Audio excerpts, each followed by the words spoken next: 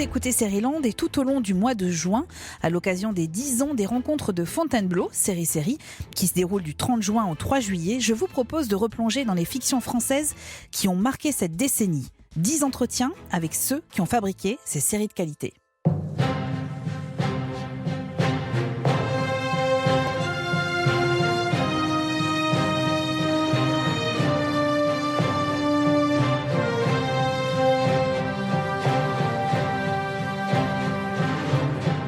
Cette musique d'Éric Neveu a quelque chose d'entêtant, de puissant. Elle nous prend aux tripes, elle décrit à la fois un univers angoissant mais aussi combatif. Elle invite à la résistance. Pendant 8 ans, elle a retenti à travers nos écrans. C'était en 2009, sur France 3, apparaissaient alors les personnages de ce qui allait devenir une référence en matière de série historique, Un village français. Chronique d'une petite sous-préfecture imaginaire située dans le Jura pendant l'occupation allemande, le portrait d'un lieu donc et de ses habitants, des gens ordinaires pris dans une situation extraordinaire. Ils furent tour à tour résistants ou collabos, qu'importe, l'important n'est pas de juger mais de comprendre des parcours de vie. Cette vie qui fut parfois celle de nos grands-parents ou arrière-grands-parents, cette vie de lutte au quotidien. Derrière cette série remarquable se cachent notamment 3 hommes, le producteur Emmanuel Docé, le scénariste Frédéric Krivine et le réalisateur Philippe Tribois. Ce dernier a accepté de revenir sur cette aventure, de replonger une nouvelle fois dans ce passé, celui de la série. Il revient ainsi sur la création de la série, son désir de servir avant tout des personnages, de raconter sérieusement ce pan de l'histoire de France sans jamais oublier qu'une série est aussi un divertissement. Avec émotion, Philippe Tribois nous raconte aussi la scène qui l'a bouleversé, et nous avec. Sérieland, épisode 86. Bonjour Philippe Tribois. Bonjour. Je suis très heureuse que vous ayez accepté de revenir un peu sur cette grande aventure qu'a été Un village français. Quand vous entendez ce générique, quelle est la première image qui vous vient instinctivement ? C'est curieux parce que j'y pensais. La première image, ce sont des chars et puis il y a un poteau avec un casque militaire. C'était dans le générique. Et puis il y a le petit Gustave qui s'enfuit. C'est les 3 images qui me sont... Ce sont des images du générique qui vous viennent à l'esprit ? C'est des images du générique, oui. C'était assez marrant parce que la musique, en fait, était assez peu réutilisée dans le corps du film. C'était une musique qui avait été écrite pour le générique par Eric. Voilà, donc tout à coup, il y a des images qui sont associées à cette musique et au générique qui me sont revenues assez fortes. C'est drôle. Et l'image qui vous vient, en dehors de ce générique, la première image qui vous vient quand on vous dit Un village français ? Un village français, curieusement... C'est peut-être pas une image, c'est peut-être un son ou une odeur, je ne sais pas. Non, c'est une image, et c'est une image qui a été beaucoup utilisée dans la presse. C'est l'image de Romain Rinucci avec ses valises, en chemise avec Audrey Fleurot, qui sont désemparés parce qu'ils sont déstabilisés, qui vont devenir des réfugiés, quoi, et que la vie, il est littéralement en chemise. C'est-à-dire que la vie ne sera plus jamais pareille. Les Allemands ont percé à Besançon. Mon Dieu. C'est la fin. Et tu vas quand même aller faire ton accouchement ? Cet enfant ne va pas rester dans le ventre de sa mère parce que les Allemands arrivent. Dès que la ligne sera rétablie, rappelle la centrale de Besançon pour avoir des médicaments. Et annule toutes les visites. Sauf si vraiment ça te semble vital. Vous avez été directeur artistique et réalisateur des 6 premiers épisodes, notamment vous avez réalisé d'autres épisodes ensuite, mais les 6 premiers c'est vous. Est-ce que vous pouvez nous expliquer qu'est-ce qui se cache derrière cette expression de directeur artistique ? Alors, si vous voulez, il faut remonter un petit peu plus loin et savoir qu'on nous nous connaissions et nous travaillions ensemble, Frédéric Krivine et Emmanuel Docé. Moi, j'avais fait La Commune avec Docé avant, et Frédéric, il avait écrit des films pour moi, et on venait de monter une société de production d'ailleurs, qui a été coproductrice du Village, et on s'est dit que à l'époque, et encore maintenant, la notion de showrunner est assez nébuleuse. Si vous voulez, elle est protéiforme, c'est-à-dire elle est en fonction du personnage qui porte le titre. Et nous, on avait envie on savait que c'était un projet compliqué, on savait modestement que nous avions des qualités complémentaires mais toutes différentes et qu'on avait tous des limites. Donc l'idée de faire la chose à 3, parce qu'on s'entendait bien avant ce projet-là, est venue assez naturellement. Après, il y avait quand même des territoires qui étaient réservés, c'est-à-dire en termes de production, quand il y avait des problèmes à résoudre, c'était Docé qui avait le final cut. En termes de scénario, c'était, même si on parlait tous ensemble de tout, mais en termes de scénario, c'était Krivine, et en termes de mise en scène, de choix de décor, de découpage, de costumes, de casting, c'était moi. Voilà, c'était. Mais tout cela se faisait. D'abord, il y avait très peu de différents, et puis tout cela se faisait quand même à 3, quoi. Ça, qui était assez sympa. C'est une sacrée aventure quand même d'avoir travaillé mais bon, comme ça. elle Oui. peut pas forcément se dupliquer, parce que c'est des choses qui sont par élection réciproque, avec des gens qui s'entendent, qui s'apprécient, qui se respectent. Voilà, c'était comme ça. Après, je sais pas si ça se repassera pour moi ni pour les autres. Enfin, vous voyez, c'est quelque chose. D'unique, en tout Oui, cas, oui, dans assez, dans ce c'est un coup de moment-là. chance. Ouais. Est-ce que le fait de faire les 6 premiers épisodes, c'est vous qui avez eu en quelque sorte la charge de construire une sorte de canevas sur lequel se sont greffés les autres réalisateurs? C'est-à-dire, moi, j'ai quasiment jamais fait de suite, à part Guyane à Canal, où j'ai fait la deuxième partie de la saison 1, mais j'ai toujours fait les premières saisons, parce que ce qui m'intéresse, essentiellement, c'est le casting, l'atmosphère, et déterminer le visuel. C'est-à-dire, si vous voulez, il y a plusieurs façons d'aborder la mise en scène. Il y a certaines séries où l'essentiel de la dramaturgie et du sens passe par le dialogue, avec, je dirais, une mise en scène, un visuel qui est annexe. Et moi, j'ai toujours essayé de faire des projets où le visuel, le son, la musique étaient presque au même niveau que les dialogues, si vous voulez. C'est-à-dire, je disais toujours à Frédéric, laisse-moi de la place, laisse-moi des silences. D'ailleurs, il le fait naturellement, donc tout va bien. Mais vous voyez, j'aime pas, personnellement, hein, je peux apprécier en tant que spectateur, mais en tant que metteur en scène, j'aime pas quand j'en ai pas de place pour les silences. Oui, et en même temps, si je me souviens bien ce que vous disiez à l'époque au moment du lancement d'Un village français, il fallait pas que les décors, les costumes, la reconstitution en tant que telle prennent le pas en fait sur l'histoire et la trajectoire des personnages. Exactement. C'était pas un film d'antiquaire. Vous voyez, c'est-à-dire, on a essayé avec le décorateur, avec le costumier, avec les coiffures costumes, avec coiffure, maquillage, tout ça, on essayait d'être assez. Il fallait que ça infuse. Il y a des films. Il y a des films dont l'apparence est trompeuse et néanmoins vous ramène à une vérité. Il y a des films historiques comme ça. Et moi, je voulais pas ça. Je voulais de la modestie, mais je voulais une modestie romanesque néanmoins. Pourquoi on voulait de la modestie? C'est aussi parce qu'on mettait en scène des gens modestes. Vous voyez, c'est-à-dire c'était des gens aux destinées assez basiques. C'est-à-dire, on n'a pas de ministre de Pétain, on n'a pas Pétain, on n'a pas Hitler, on n'a pas tous ces gens-là. Et on a des gens qui finalement subissent des événements dont parfois ils apprennent un mois plus tard ce qui se passe, où ils ne savent pas exactement ce qui se passe, et ils se débrouillent avec leur petite vie dans une situation hors norme. Et comment vous faites quand vous êtes assez normatif, et en fait vous vous révélez complètement atypique aussi. Oui, donc il fallait pas que la mise en scène prenne le pas sur tout ça Surtout et pas. devienne grandiloquente Voilà, à côté de surtout ces pas. destins d'hommes et Et de femmes. je voulais Ouais. pas de plans qui se remarquent trop, même si la mise en scène est fluide, même si elle est assez travaillée, je voulais pas d'effets. Ouais, on ne voulait pas d'effets visuels, on ne voulait pas d'effets de dialogue. Il n'y a pas de dialogue qui font pchit, vous voyez, c'est pas surdialogué. On s'adresse jamais. Moi, j'ai une expression que j'aime bien. J'aime pas les séries où les créateurs s'adressent au spectateur par-dessus l'épaule du partenaire. Vous voyez, c'est-à-dire, il y a une façon de dire attention, regarde ce que je vais te faire.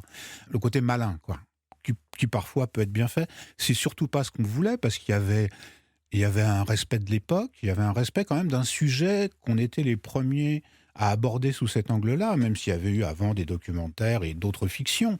Mais donc, on avait quand même le sentiment, non pas d'une mission, mais le sentiment qu'il fallait être un peu sérieux. Oui, vous aviez une responsabilité à Voilà, il y raconter avait une correctement cette responsabilité. histoire-là. Bien sûr. Il n'y a pas moyen de contacter les pompiers, la mairie, je sais pas. Monsieur, il n'y a plus de mairie, il n'y a plus de pompiers. Il faut vous débrouiller, vous comprenez? Attention, ça tire. Allongez-vous, allongez-vous. Garez-vous là. Allongez-vous en sortant. Attention, on nous tire dessus. Allongez-vous en sortant. Sortez vite. Marceau. Attention. Restez, s'il vous plaît.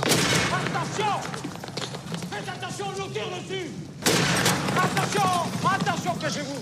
Je comprends tout à fait ce que vous dites quand vous parlez de la reconstitution historique. En attendant, elle est très réussie aussi, cette reconstitution historique. Est-ce que vous avez galéré ou pas ? Parce que je me souviens avoir la chance d'être venu sur le tournage, c'était incroyable. C'est ce que vous disiez, ça allait à la fois du costume, des coiffures, du maquillage, après au grand décor avec les chars, avec les voitures, avec ce village reconstitué. Est-ce que vous avez galéré pour tout ça ? J'emploierais pas le terme de galérer, parce que c'était un plaisir. Non, c'est vrai. Il y avait parfois la complexité à faire tout ça avec un budget de série télévisuelle franco-française produite par le service public, même s'ils nous ont très bien soutenus. Et donc, il fallait trouver des solutions. Mais c'était des challenges. Ouais, c'est-à-dire, c'était assez intéressant de reconstituer une place de village avec les moyens qu'on a. C'était assez intéressant de chercher des villes, que ce soit à Limoges ou même en région parisienne. Sur les costumes, on avait des costumes d'époque, mais moi, je m'intéressais aux matières aussi. Quand on créait des costumes, je voulais des matières. Enfin, vous voyez, j'avais visionné beaucoup de choses d'époque, mais qui pour beaucoup étaient en noir et blanc. Et puis, je voulais pas que les coiffures, on ait l'impression que les comédiennes avaient une camériste qui leur coiffe la nuque. Enfin, vous voyez, il y avait plein de choses comme ça qui étaient... c'était une approche, voilà, c'est une approche qui était... J'étais assez sensible...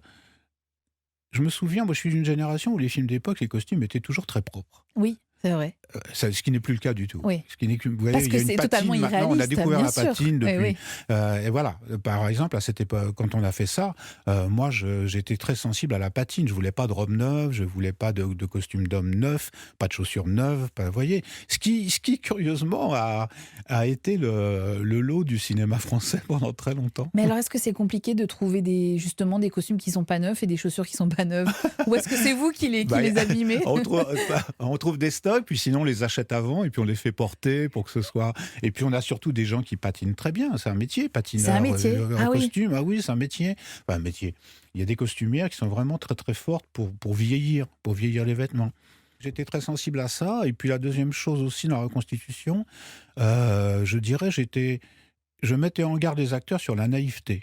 C'est-à-dire ne pas oublier tout ce qu'ils savent de l'époque pour vivre l'époque au jour le jour et ne pas savoir comment ça va se terminer. Donc il faut jouer non pas avec le sentiment qu'on sait, on sait ce qui va se passer, mais jouer avec ce sentiment qu'on ne sait pas.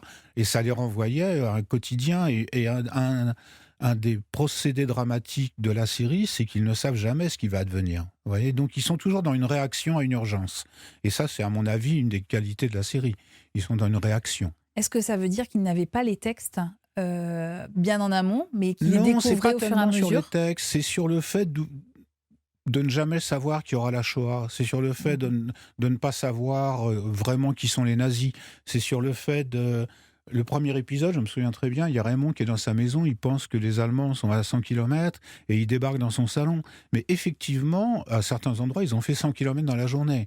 Vous voyez, c'est-à-dire, ce que j'appelle cette naïveté, c'est ne pas... c'est oublier tout ce qu'on sait et se resituer aussi dans une position de l'époque qui, par exemple, pour les femmes n'est pas la même que maintenant, et pour les hommes. C'est-à-dire, c'est aussi retrouver un système de valeurs, des hommes un peu virils. La femme, c'est la femme, quand même. Vous voyez, enfin, il y a des choses comme ça. Ce qui est un travail, et il ne faut pas jouer avec ça. Vous voyez, c'est-à-dire, c'est sérieux. C'est aussi du respect de l'époque, c'est du respect pour nos grands-parents qui ont vécu des choses dures. Et puis, vous ne pouvez pas porter un regard assez profond, quand même. Et je pense que la série, dans son ensemble, porte un regard assez circonstancié, documenté et profond sur une époque complexe. Il faut être sérieux avec tout ça. Il faut être sérieux avec tout, en fait. Voilà. Et il faut prendre son plaisir quand même. Cet appartement est réquisitionné pour opération militaire. Vous voudrez bien me dire où est le téléphone? Le téléphone, s'il vous plaît. C'est par ici, monsieur. Moi, je me souviens de l'émotion que ça a créée en découvrant cette série et des conversations que ça pouvait susciter aussi au sein des familles, entre parents, grands-parents et enfants. Est-ce que vous vous souvenez d'une émotion particulière au tournage d'une scène? Oui. Je me souviens de la difficulté. Il y a un moment, c'est pas dans la première saison, mais il y a un moment où un convoi de juifs, un train s'arrête à Villeneuve. Il y a des problèmes techniques. Il y a une quarantaine de juifs qu'on ramenait vers Drancy, qui sont parqués dans l'école. Et c'est tout un épisode. Hein, c'est presque en huis clos. Le maire ne sait pas quoi faire de ces juifs parce qu'il ne connaît pas la solution finale. Vous voyez, il se demande pourquoi on n'est pas. Mais surtout, il est très embarrassé d'avoir 40 personnes à nourrir à une époque où il n'y a pas d'arrêt. Il y a pas. Et on a tourné. Alors, il y avait beaucoup de figurants juifs, mais c'est pas que ça. Mais on a tourné la promiscuité. C'est-à-dire que tous les jours, on était enfermés pendant 10 heures dans cette école avec. Et il y a un moment, il se passe un événement assez particulier. c'est que les autorités allemandes décident de séparer les parents des enfants et font monter les enfants dans un autocar. L'école est le seul bâtiment disponible. Je veux dire, qu'il y ait des sanitaires, l'eau courante... Enfin, l'école n'est pas un lieu de détention, tout de même. Mais il ne s'agit pas de détention, il s'agit de transit.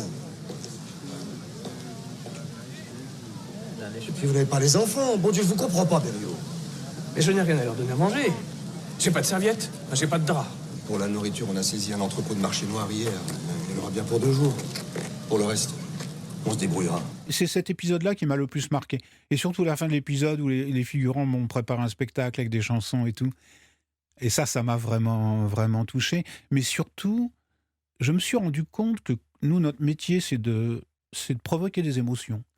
Et les acteurs, leur métier, c'est de jouer des émotions qui sont fondées sur l'histoire qu'ils racontent. Mais curieusement, même si ces émotions font partie d'un métier, elles sont néanmoins vraies. C'est-à-dire que moi, j'ai vécu des choses... J'ai compris... Attention à ce que je vais dire. Je n'ai pas compris la Shoah. Je n'ai pas compris la déportation, quelle qu'elle soit. Je la connaissais avant, mais je l'ai ressentie plus en tournant ça. C'est-à-dire que quand on se met dans une situation, et il faut que les spectateurs comprennent parfois quelle est l'émotion d'un artiste sur scène, que ce soit au théâtre, que ce soit en chanson, mais l'émotion d'un artiste qui a du mal à sortir d'un rôle de cinéma. Par exemple, vous entendez parfois des acteurs dire « j'ai eu beaucoup de mal à en sortir ». Complètement. C'est pas une formule. Bien sûr. Ouais, bien c'est sûr. vraiment pas une formule. Mais alors justement, vous, est-ce que vous avez eu du mal ou pas à leur dire au revoir à ces personnages quand vous avez arrêté la réalisation ? Non, parce que moi, ça s'est fait progressivement. Quand j'arrêtais la réalisation pour faire d'autres choses, je restais coproducteur. Oui. Donc j'allais au montage de mes confrères, je voyais les textes. Donc, si vous voulez, il y a eu un détachement progressif. Je voulais pas faire tous les épisodes de cette série. J'avais envie de passer à d'autres univers. Donc ça s'est fait très, très en douceur. Ouais, et vous y pensez encore parfois ? Ah oui. D'abord parce que je suis resté ami avec tous les acteurs et on se parle, on se contacte. Il y en a avec qui j'ai retravaillé, d'autres avec qui je retravaillerai.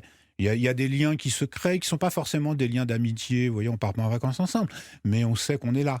Ouais, on sait qu'on est là, quoi. Donc, oui, puis pour moi, pour nous, pour Krivine et pour Dossé, c'est quand même 10 ans de notre vie. Oui, même si on a fait d'autres choses. Bien sûr. Qu'est-ce que ça a changé dans votre métier de réalisateur, Un village français ? À quel point de vue ? Sur mon approche de la mise en scène ? Oui, par exemple. J'avais envie de faire autrement le film d'après. Ah, donc ça vous a quand même bouleversé sur un plan toujours, professionnel. Je fais ça. Oui, j'ai fait le village français parce que je venais de faire la commune qui se passait en banlieue et que j'avais envie de costumes, j'avais envie de choses qui suscitent un romanesque différent. Dernièrement, j'ai fait Un homme oublié avec Yannick Chouara. C'est une histoire très dure, très contemporaine, avec une mise en scène qui n'a rien à voir, avec une caméra qui est posée sur des rails, avec des cadres très travaillés, donc vous voyez des plans moins... Ça n'a pas changé mon approche, ça la complète. Mais chaque film complète votre approche. Par contre, ce qui est vrai, c'est qu'au fil du temps, et quand vous arrivez à un moment de votre vie où ça fait un moment que vous en faites quand même, vous savez vraiment ce qui est important pour vous dans votre métier. Moi, je sais ce qui est important pour moi dans la mise en scène. Quand je m'intéresse à un projet, je sais que c'est parce qu'il y a certains éléments que je pourrais mettre en valeur et que je pourrais travailler dans ce sens-là. Et il y a d'autres projets qui sont très valables et sur lesquels je n'ai pas envie d'aller parce que l'attirail qu'il va falloir utiliser pour les mettre en valeur n'est pas celui que j'aime. Vous savez faire les choix maintenant. Ça vous a conforté dans vos choix. Ça a toujours été un peu ça, mais ça m'a vraiment conforté. Oui, ça m'a vraiment conforté. Ça m'a conforté aussi sur le désir, et ça c'est un peu compliqué à la télévision, de pratiquer la litote, c'est-à-dire d'en dire le plus possible avec le moins possible. Ce qui est difficile pour nous. Bien sûr. On n'est pas du tout dans ce monde-là. Et en ce moment, par exemple, les séries... moi, j'ai parfois du mal avec les séries où tout passe par le verbe. Même si c'est bien fait. Ouais, mais dans la vie, tout passe pas par le verbe. Ça passe par le corps, ça passe par le silence, ça passe par les rendez-vous manqués, ça passe par ça. Et c'est parfois un peu contradictoire avec le genre télévisuel. Il y en a. Hein. Il y a effectivement des séries qui font ça. Mais c'est vrai que moi, j'essaie de ne pas trop m'intéresser à des séries où tout serait bouclé dans le dialogue. Bah oui, j'espère bien. En tant que réalisateur et metteur en scène, je comprends bien que vous Oui, ayez envie qu'il y ait quelque cela chose à dit, il y en a l'image. dont le Oui, résultat est absolument bien sûr, formidable. bien sûr, bien sûr. C'est juste je parle là de comment préserver mon plaisir au Oui, tournage. bien sûr. Voilà, c'est ça la question. Le plaisir du spectateur, c'est absolument pas. Mon plaisir de spectateur n'est pas le même que mon plaisir de metteur en scène. Vous Exactement. voyez, On c'est-à-dire, comprend. j'imagine un écrivain qui écrit avec un style et qui est capable de lire des gens qui écrivent totalement différemment et il prend énormément de plaisir. Est-ce que vous pouvez nous expliquer pourquoi il n'y a pas plus de séries historiques en France aujourd'hui? Est-ce que vous pensez que c'est pour des raisons de coût essentiellement? Ou il n'y a pas une De séries à appétence? costume ou de séries historiques? C'est-à-dire, c'est pas vraiment la même chose. C'est vrai, vous avez raison. De séries de type Un village français. Alors, est-ce que vous considérez que c'est une série Moi, historique je vais ou vous un dire film une à chose costume? qui n'engage que moi et qui va peut-être être reçue comme un jugement un peu abrupt. Je pense qu'en ce moment, dans énormément de séries, c'est l'apparence des problèmes, l'apparence des solutions. C'est-à-dire que, au fond, vous vous rendez compte qu'en ce moment, très peu de séries sont vraiment dérangeantes. Et très peu de séries abordent des sujets de manière dérangeante. Beaucoup de séries abordent tous les sujets. Souvent, l'angle d'approche est sécurisant et rassurant. Et on peut comprendre.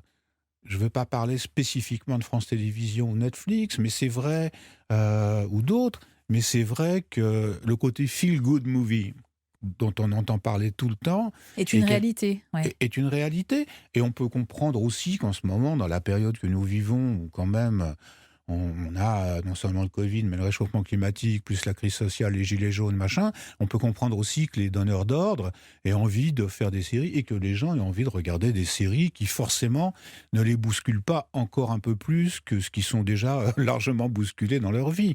Donc je crois que c'est ça. Vous voyez, je sais pas si on ferait une série sur Napoléon avec la complexité de Napoléon. Je ne sais pas si on la fera. Je suis sûr qu'on fera des séries sur Napoléon. Sur la complexité. Voilà, nous, la chance qu'on avait, parce qu'on avait le soutien de France 3, et que d'ailleurs, au début, on n'était pas sûr d'aller au bout. France 3 nous avait dit si les chiffres sont pas bons, on s'arrêtera, mes enfants. Et les chiffres étaient bons pour ce type de série. C'est aussi parce qu'on l'a fait 70 ans plus tard. 20 ans plus tôt, on n'aurait pas pu la faire. Vous voyez, c'est-à-dire, il y a aussi des problèmes de timing. Bien sûr. Qui font. Moi, j'attends toujours la magnifique série sur la guerre d'Algérie, qui pourrait exister. On parle de ça en ce moment, elle n'existe toujours pas. Moi, je sais, j'en ai écrit une qu'on m'a achetée 3 fois pour ne pas la faire. Donc, vous voyez, je sais très bien que... Et si vous la ressortiez aujourd'hui, vous pensez qu'on vous dirait non encore une fois? Je suis convaincu qu'on me dirait non, parce que là, pour le coup, faire un feel-good movie sur la guerre d'Algérie, c'est compliqué, vous voyez. C'est compliqué. Je trouve ça dommage parce qu'il y a sur ces événements toute la complexité qu'il peut y avoir, même sur 2 populations qui vivaient ensemble sur un même territoire et qui se sont opposées de manière sanguinaire, mais qui à certains moments étaient dans des rapprochements aussi extrêmement chaleureux. Enfin, vous voyez, il y avait tout ça. Il y avait tout ça, et puis il y avait parler du colonialisme sereinement. Quand je dis sereinement, On c'est voit pas que c'est compliqué, positivement. hein, mais bien non, sûr. c'est pas positivement. Ah oui. Moi j'aime bien, il y a un mot d'Aragon qui dit « il faut regarder alors avec les yeux d'alors ». Et ça, pour moi, ça résume tout. C'est-à-dire, j'aimerais, je pense que peut-être, dans quelque temps, cette série existera, mais il y a d'autres sujets en France. Après, il faut remarquer que certains pays sont plus aptes à revisiter leur passé et leurs problèmes que d'autres, en fiction.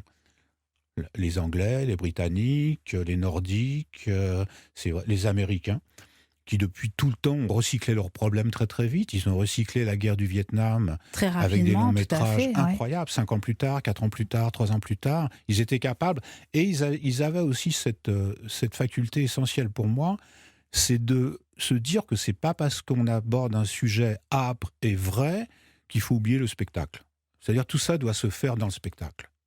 Et ça, je tiens à ça aussi. Nous, il y avait du spectacle dans le village français, bien sûr. Oui, il y a du spectacle. Bien sûr. Voilà, c'est-à-dire, c'est pas une chronique, un peu austère, un peu maussade, bien sûr. austère. Bien sûr. Ouais, moi, je pense qu'il faut sacrifier toujours. Pour moi, c'est l'essentiel. Le suspense, le spectacle, se dire que on fait ces films pour soi, mais aussi pour les gens qui les regardent, et qu'on doit procurer du plaisir, même si ce plaisir est accompagné parfois de questionnements, parfois de dérangements. Voilà, mais moi, je fais du spectacle. Mais alors, vous parliez de complexité, de dérangement. Il y a une autre série à laquelle vous avez participé et qui, moi, je trouve, entre dans ce cahier des charges, c'est Engrenage. Oui, Vous avez signé notamment la première saison. absolument. Oui. Est-ce qu'il y a un point commun entre ces deux séries, entre Un village français et Engrenage, outre votre réalisation? Sur la réalisation, pas vraiment. Oui, il y a un point commun sur les personnages. Je trouve que moi, je m'intéresse tout le temps à des sujets où j'ai le sentiment que les personnages ont une identité forte, sont crédibles, ne sont pas des archétypes, et néanmoins sont présentés de manière telle que, quelle que soit leur dérive et leur sortie de route, on va continuer à s'intéresser à eux pour le moins. Pas forcément les aimer, mais s'intéresser à eux. C'est-à-dire ça, c'est la complexité aussi d'écriture, je crois, si vous voulez. C'est de faire en sorte qu'il n'y aura pas de rupture. Il n'y aura pas de rupture entre le spectateur et le personnage, et Moi, il m'arrive parfois, quand je lis des romans, j'accorde un crédit d'à peu près 150 pages au roman.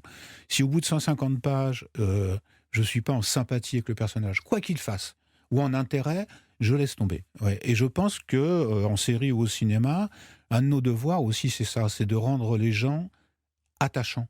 Et attachants au sens primaire du terme, vous voyez, c'est-à-dire ça peut être un attachement un peu morbide, ça peut être un attachement complètement affectueux, ça peut être un attachement mystérieux, ça peut être... De détestation aussi. De détestation Oui. aussi, bien sûr. Bien sûr. Nous, regardez dans le village français, à Heinrich, quand même. Inspecteur Marchetti, est-ce que vous vous rendez compte que vous êtes en train de séquestrer un policier français? Des policiers français, je peux en manger 2 à mon petit déjeuner si ça me chante, cher monsieur. Et de toute façon, si ce dossier suit son cours, vous n'allez pas rester pour laisser longtemps, vous inquiétez pas.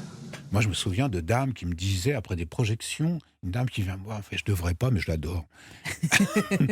Ouais. L'officier allemand, en l'occurrence, qui a une relation avec Audrey Fleurot. Oui, c'est ça. Audrey Fleurot, donc, qui a fait à la fois Engrenage et Un village français. Thierry Gaudard, qui a fait Engrenage et Un village français, avec cette complexité-là des personnages dont vous parlez, oui, où on les voit à la fois très sympathiques et à la fois, de temps en temps, extrêmement désagréables.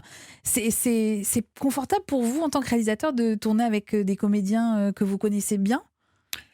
Peut-être que vous ne les connaissez pas si bien que ça, d'ailleurs. Mais Robert Rinucci, j'ai fait plusieurs films aussi avec Robin. Il y a des gens avec qui j'ai l'impression que j'ai pas fini. Oui, j'ai pas fini le travail, je peux les emmener ailleurs.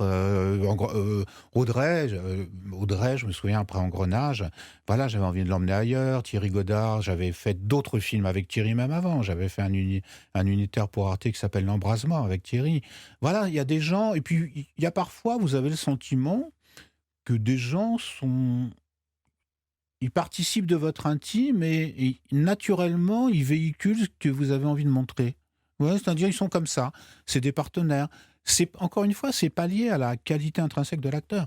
Il peut y avoir des acteurs extrêmement talentueux avec qui je n'aurais pas ce sentiment. Mais là, il y a un truc en plus, en fait. Voilà, ouais. J'ai un sentiment que c'est mes musiciens à moi. Vous voyez, c'est-à-dire, voilà, ils ont le toucher que j'aime, ils ont le truc que j'aime. Donc après, j'aime aussi, sur certains projets, découvrir des acteurs que je ne connais pas, bien sûr. Je ne suis pas du tout dans la logique de certains de mes confrères qui font tous leurs films avec les mêmes acteurs. Ça, c'est une autre approche que je comprends très bien aussi. Mais c'est vrai qu'il y en a certains, je sais que je n'ai pas fini avec. Voilà, c'est bien. C'est vachement bien. Alors, vous savez que la question la plus difficile, elle arrive maintenant. C'est la dernière, Philippe Tribois. Attention. En plus, vous avez une double pénalité pour vous. Parce que quelle est la série française qui vous a marqué ces dernières années? Vous ne pouvez pas me répondre Un village français. Et vous ne pouvez pas me répondre Engrenage non plus. Non. Qui m'a vraiment marqué ces dernières années, je pense que c'est Le Bureau des légendes. Pour la maîtrise de l'ensemble de Rochant, mais aussi pour la complexité des personnages, pour le fait de ne jamais oublier le romanesque, de ne jamais oublier le suspense. Mais le suspense, il n'est pas forcément policier. Ouais. Le suspense, il peut être intime, il peut être psychologique. Donc c'est vrai que j'ai eu le sentiment que Le Bureau des légendes était un objet poli. Vous voyez, parfaitement rond et poli. C'est ce qui me vient comme ça. Si je réfléchis un peu, il y en a évidemment d'autres, mais Sans conteste. C'est la première qui vous Oui, vient. sans conteste, c'est Bureau des légendes. Comme quasiment tous nos invités. Je vous rassure, Philippe Tribois. Je crois qu'on est tous d'accord. On est tous tant d'accord mieux, pour le Bureau des légendes. Mais tant mieux. Pour différentes raisons, mais tout à fait. Merci infiniment d'avoir accepté de replonger un peu dans ce passé d'un village français qui est toujours disponible sur la plateforme Salto, que je recommande évidemment. Je vous conseille même de la regarder en famille si vous le pouvez, parce que c'est extrêmement important aussi de se souvenir de cette histoire-là en famille. C'est toujours mieux. Merci beaucoup, Philippe Tribois. Merci de votre accueil.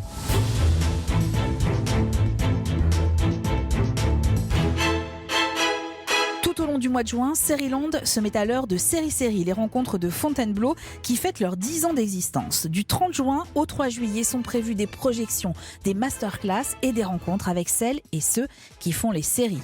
Toutes les informations sont disponibles sur le site seriesérie.fr. Quant à nous, on se retrouve dans un prochain épisode de Seriland pour un nouvel entretien autour d'une série française qui a marqué cette décennie. Seriland est un podcast d'Europe 1 Studio, produit par Timothée Magot, réalisé par Christophe Pierrot, préparé en coulisses par Magali Buteau, Clémence Olivier et Salomé Journeau.